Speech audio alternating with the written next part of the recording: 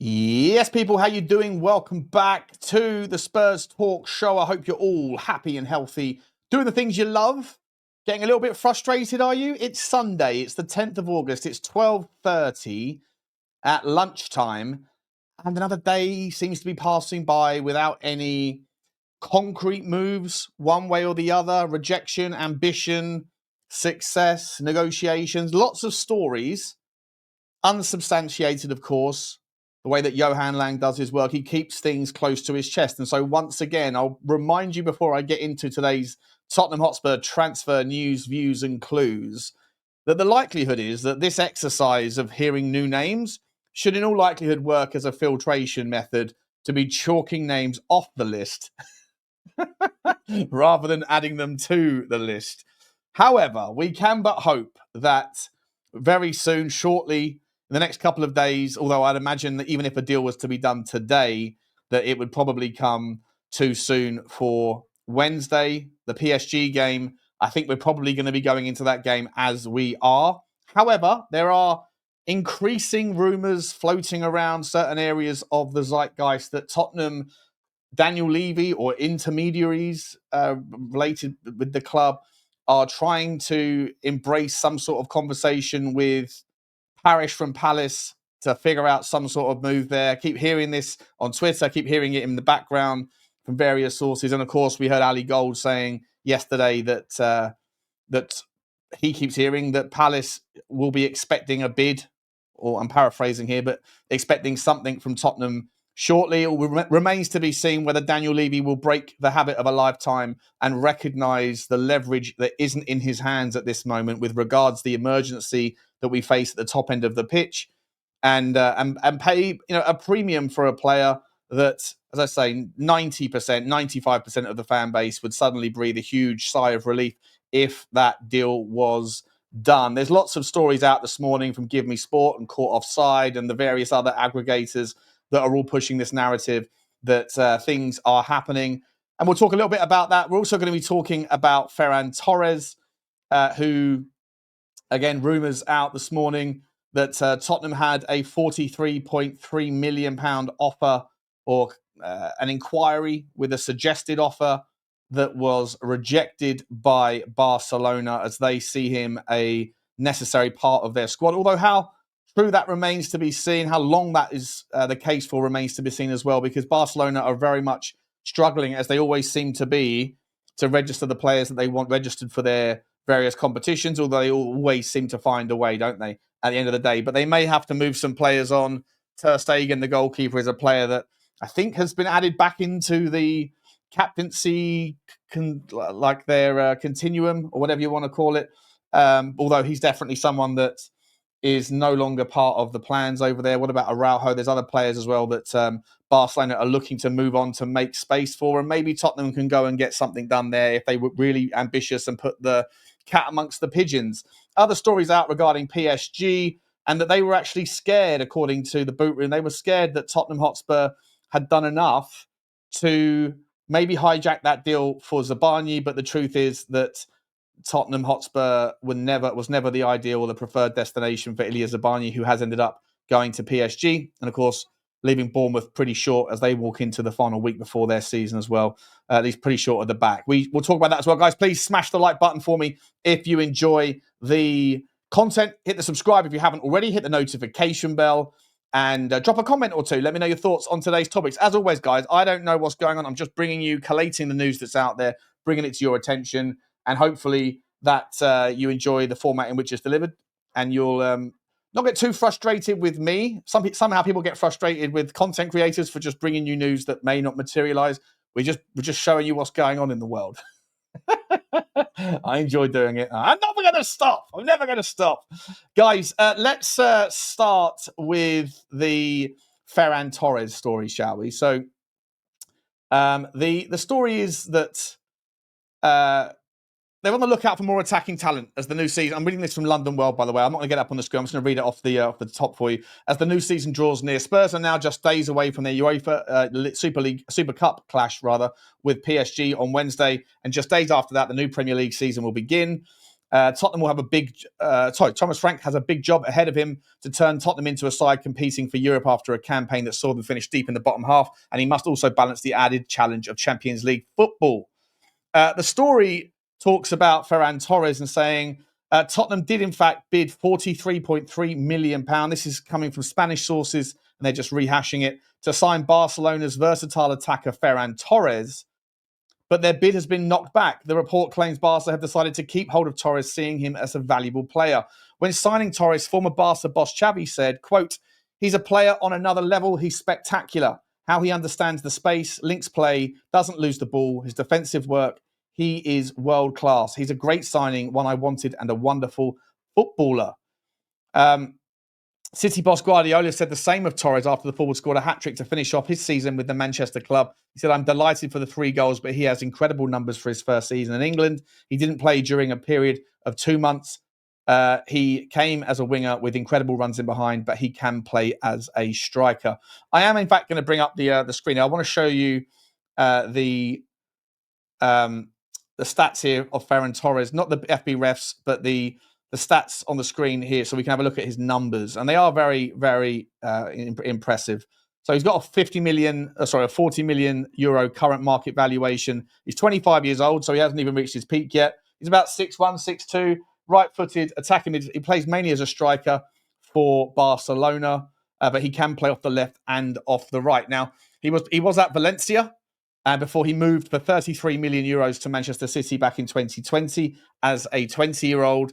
And then he left a couple of years later to Barcelona for 55 million euros. So I'd imagine that if Barcelona were to look to sell, they would probably want to recoup most of that, if not more, because his numbers really are very impressive at things like the Champions League level. So here, as you can see on the screen here, in the Champions League, he's played 40 games, but only 2,000 minutes, right? So a lot of those appearances are off the bench. And he has a goal or an assist every 1.5 games. So very impressive, but 20 GA in 40 appearances. In La Liga for Barcelona, he's got 53 GA in 178, so just about 1 in 3, just under 1 in 3, and a goal or an assist every 1 in every 3. So, not ideal for a striker, but certainly something that will contribute if he's playing off of the wing. And I'm not familiar too much with the makeup of how many minutes he's played in what particular position, but he has played 8,500 minutes in La Liga. In the Premier League, he got 12 GA in 28. Again, about a goal or an assist every other game. Sorry, this is a goal, not a goal or assist, a goal every other game in terms of minutes played, because again, being used as a substitute a lot of the time, or coming off when games are finished. In the Europa League as well, 12 games and 2-2. So very, I think he's a very impressive player. I agree with the concurrence there of Xavi with his ability to read the game, his footballing IQ, his way to get into the pocket, and his contributions. I'd love to see him at Tottenham. Whether he would want to come or not, I'm not sure. But I just want to take this moment here when you include that particular story and this particular story, again, presuming there's any truth to it, and there was loads of rumours out that Tottenham were very much interested in Ilya Zabarnyi, and that all the way up until right at the very end, when he finally joined PSG, there was rumours that PSG were getting panicked because Tottenham had officially, apparently or unofficially, had a bid accepted, and they were scared. And this is what the story talks about here, that they were actually panicked a little bit by the fact that Tottenham had got to that part in the negotiations, and that's why they sort of expedited the final moments to be able to get the deal done, even though they're saying that Zabarnyi never really wanted to come to Tottenham. And I guess my point here is that there's these sort of two stories that are working in tandem, that let's just presume for the argument's sake, because none of us know, but let's presume for the sake of the argument that Tottenham Hotspur had in fact made an approach and actually got the bid accepted for Zabarnyi, and it was over to the player and he wanted to go to PSG. Well, that at least demonstrates the ambition that most fans say that we never seem to demonstrate. We don't know if the story with regards Rodrigo was true. We don't know whether the story with Nico Paz is true. We don't know whether the story with Eberechi Eze are true. But on the presumption that there's some truth to it and that it's not all, hyperbole and made up nonsense by journalists, just working on that presumption, then those players are the sorts of caliber of players that do show ambition. Now, whether or not those players want to come or whether or not those teams want to sell to a team like Tottenham, for me, I think that you have to kind of shake hands with the reality of where you are in the pecking order of the football the politics in football, and where you are in the kind of the pecking order just generally with regards to ambition and with regards to the draw. we've had this conversation many times on this channel. I've had this debate many times with people that are significantly Levy out-leaning, and that always say that Tottenham never seem to put their best foot forward and do anything with regards to ambition, and it always seems to be, low-hanging fruit or easy sales or easy transfer strategies, whereas the other teams do it. And they point to teams like Newcastle United and say, look what they're doing, or teams like Manchester United. And I see this morning, for example, the story that broke this morning, that apparently Belieber of Brighton has somewhat decided or asked to leave, and he wants to go to Manchester United, and that Brighton won't move on their £100 million asking price. And I've seen all over Twitter people saying this is a disgrace. Tottenham Hotspur should hang their heads in shame. It's a disgrace that a player like Belieber wants to go to Manchester United. That's somehow Tottenham Hotspur's fault. It doesn't stack up, and agendas are going to agenda, and I get it, and content has to content, and I absolutely get that too. I participate in it. But for me, I just think that sometimes you have to just be a little bit realistic and a little bit kind of work within the realms of understanding that players would maybe want to come to Tottenham, maybe not. But the idea that Tottenham are not working behind the scenes, I think, is silly. The idea that Tottenham never have a go at anything is silly. Sometimes it works out, sometimes it doesn't. I completely 100% agree with the notion that Tottenham don't sign superstars enough, and that you have to go a long way back to find the last time we bought someone that made everyone go, wow. But I think that these stories that are popping out are showing that Tottenham are working hard. I also think it demonstrates that Tottenham are aware of the need for a forward. I find it a little bit confusing as to why it is that we're willing to spend so much of whatever transfer budget we have on people like Zabarnyi. I understand that we don't have too many fully fit centre-backs. Kota Takai came in with an injury, which I find odd, especially if that injury is a fairly serious one and something that is degenerative over time, so it will always have to be managed. I find it a little bit odd that Tottenham would have wanted to let some of those youth team players that were sort of on the cusp of knocking on the door to come to go out on loan, like a Vuskovic. Apparently, he's going to be going to Hamburg. I think he'll do really well in Hamburg. But if we're sitting there thinking that he's not going to play minutes at Tottenham, when we know deep down the injury crisis that we always have and the inability to get players back fit, and when they are fit, or when they're supposedly fit, how often do we put them back in and then they break down again? It happened to Van de Ven, it happened to Romero, it happened to Maddison just last week. So the notion that having a Vuskovic is in and around the team is silly because he won't get the minutes. I find that a little bit naive, because the two of the three centre-backs that are currently fully fit at Tottenham Hotspur are two players that traditionally only play about 50% of minutes. So it won't be long before one of those two breaks down. And I think Vuskovic would be knocking on the door to be getting minutes in all likelihood, touch wood not, but by September. And so if we're loaning him out to, the options are apparently Hamburg or to Besiktas. Now, he doesn't, apparently the story here today, and I'll show you on the screen, apparently it says that we don't want to loan the player to Besiktas because the pressure of those games, the environment there is too much for a guy of his age, and they want to sort of nurture that. Completely understand. But you could also make the argument that some of those Turkish teams have very odd relationships with money. Like you look at the whole Osimhen deal that dragged out for so long, going back to Galatasaray, because Napoli just didn't believe that they had the money that they said that they had, and they had to there was an IOU basically that was being offered or something to that extent. I'm not sure of the details, and that essentially that was the delay, and that Galatasaray had to eventually show and document and prove to Napoli that they did have the money that they said that they had. And so maybe those sorts of things are also factoring in, not that it would be relevant to a permanent sale for a loan deal, but just the kind of, I guess sometimes the questions of doubt or the questionable, shall we say, environment in Turkish football at times maybe isn't something you want to get too much involved with. That said, I'll come back to the next part in a second. Tottenham Hotspur, they therefore have walked away from the idea of loaning Vuskovic to Besiktas, but they are willing to loan him to Hamburg, I guess, to see what standard he's like. But I'm pretty sure, didn't Vuskovic get in the team of the year in the Belgium league last year? I'm pretty sure, or was it the young player of the year? I forget.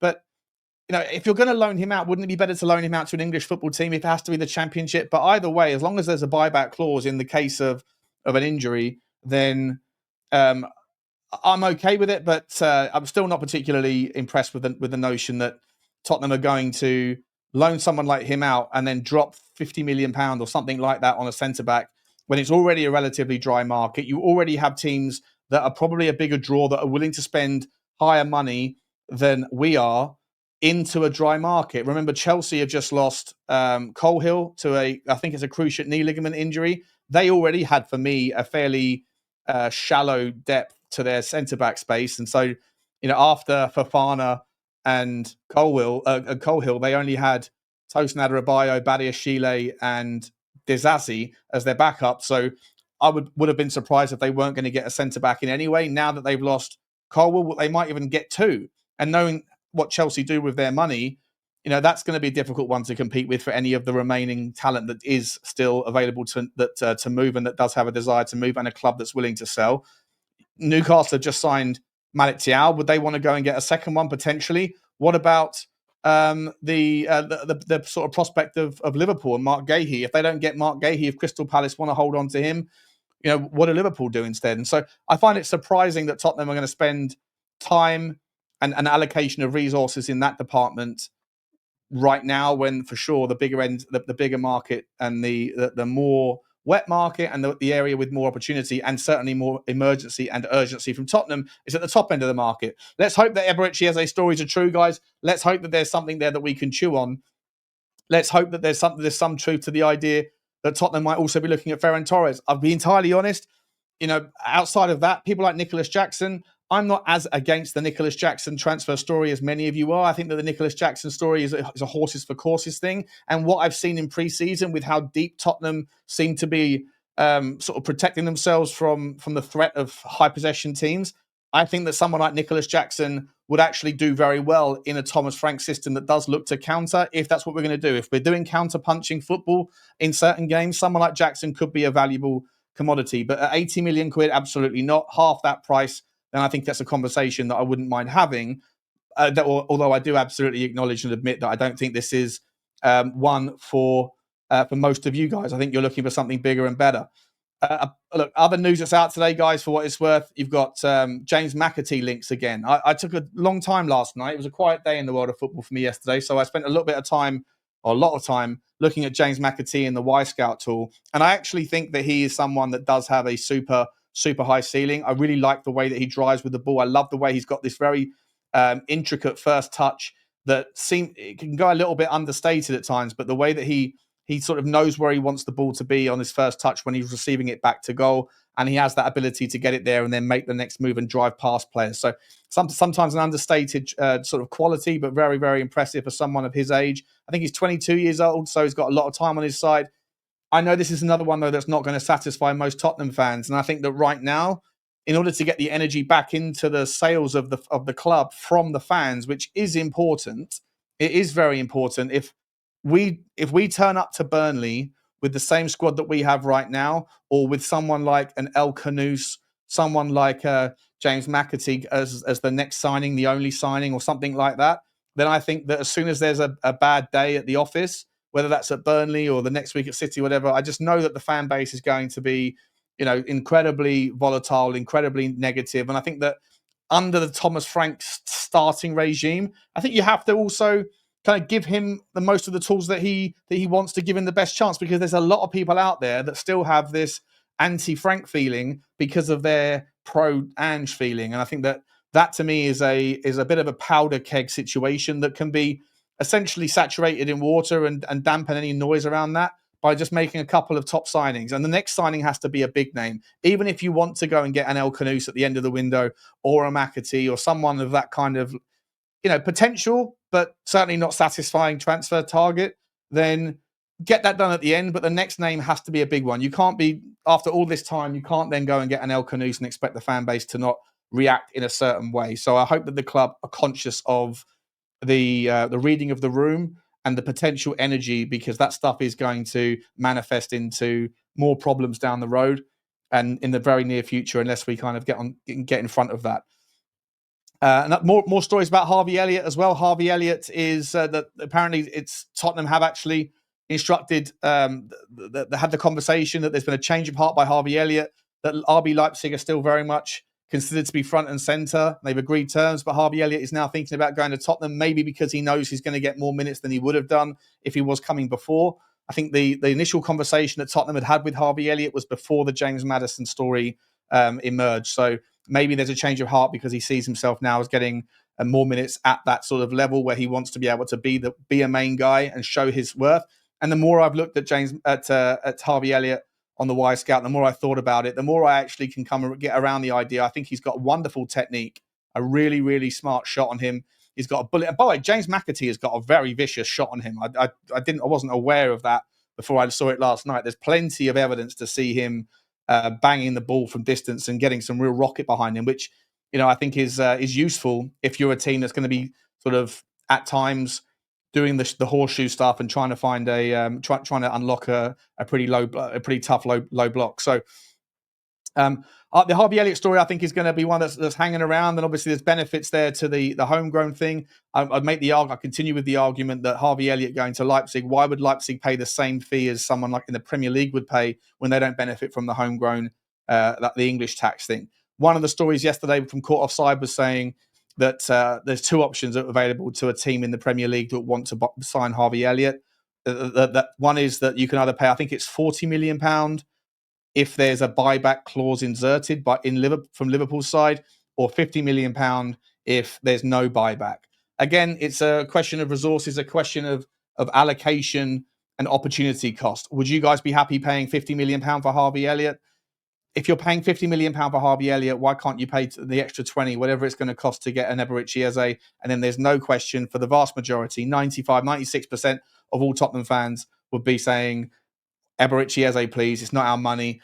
And I think that Eberechi Eze can kill more birds with that sort of one stone than probably a Harvey Elliott can, where there's question marks around, just how big is his ceiling. We know what Eberechi Eze is capable of. We don't necessarily know just exactly what Harvey Elliott's ceiling is. And the same goes for James McAtee. We do have enough talent. If you're bringing in more young players like a James McAtee, is that going to cop block people in the future like a Micky Moore, like a James Donnelly, like an Udogie or a Tel, if we're also going to be bringing in somebody else who's more senior?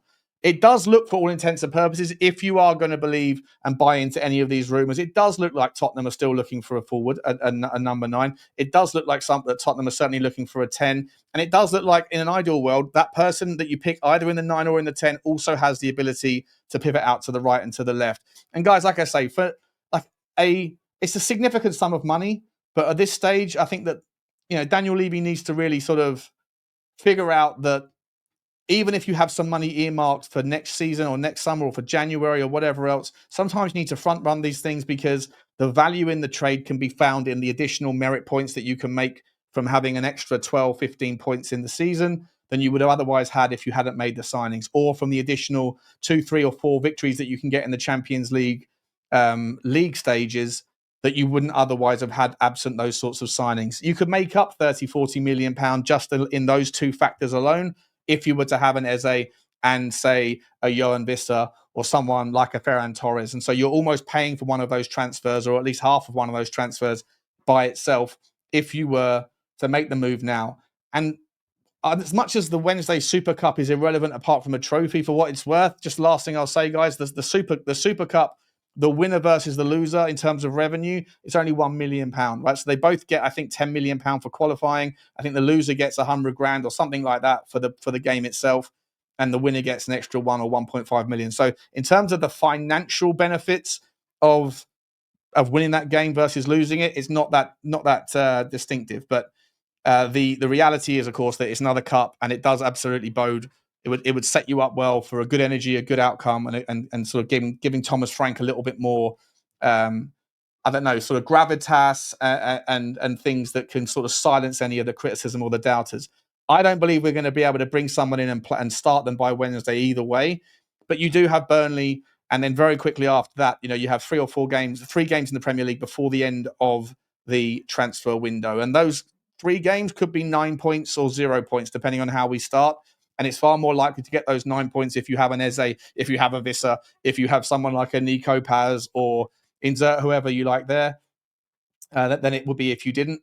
And those 9 points at the end of the season could easily be the difference. Even if it's half, like 4 points, they could easily be the difference between qualifying for the Champions League or missing out on Europe altogether. Think how close the gap was between 5th and 8th last season in the league. It all went down to the last day of the season. So to me, getting these players in between now and next Sunday, at least one of them, ideally 2, is crucial. And then if you've done that and we've got a squad together for the Burnley game, then hopefully you could still get 1 or 2 more between the 16th or 17th of August and the last couple of weeks of the window. Time is running short for the squad to be ready for Burnley. There is still time left over after the start of the season. But as I say, the real takeaway for me is the urgency, because the points that you may win or lose during that early period between the window closing and the start of the season, well, those are the things that can determine how you finish. It's not how you, well, they say it's not how you start, it's how you finish. But I think how you start can absolutely influence where you finish. Guys, I'm sorry, it's a bit of a long video for kind of just sort of rounding off an opinion piece. There's no real stories to manifest on apart from just sort of the sort of takeaways that I think that Tottenham are doing bits. We are showing ambition in terms of the sort of the credibility of the sources, if you give it that. But none of it matters, right? Ambition or otherwise, none of it matters if you don't actually sign the player. And so you could take a look at Newcastle if you want as the other extreme. They have just signed Mathys Tel, but they've been after a lot of players and they've aired their laundry in public. And I think that's not necessarily the right way to do it either. But for the love of God, Tottenham, get something done in the next couple of days so that we can all look forward to the start of the season against Burnley and feel like we've got a chance to be able to have a good season. Like, subscribe, and comment, guys, and I'll see you in the next one. By the way, this video is, of course, up on Spotify and Apple and Amazon pods as well. I'll see you later. Have a good one. Bye.